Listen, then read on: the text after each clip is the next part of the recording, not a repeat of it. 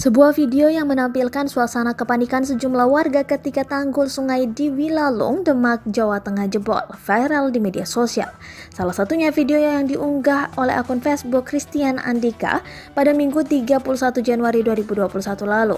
Dalam video itu terlihat warga beramai-ramai membuat tanggul darurat agar dapat menahan air sungai yang semakin tinggi. Tak hanya itu, terdengar pula suara seorang ibu yang memegang kamera sambil berteriak meminta tolong dengan penuh kecemasan. Masyarakat terus berdatangan membawa segala peralatan seperti bambu dan berbagai jenis kayu untuk menutupi tanggul darurat agar semakin kokoh.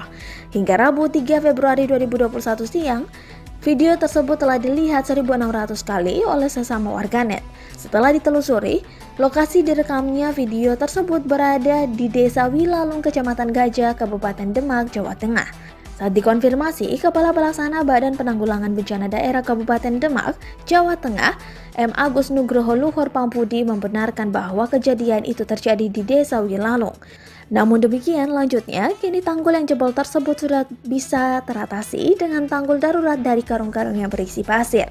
Adapun waktu jebolnya tanggul tersebut pada Minggu 31 Januari 2021 sekitar pukul 16.00 waktu Indonesia Barat.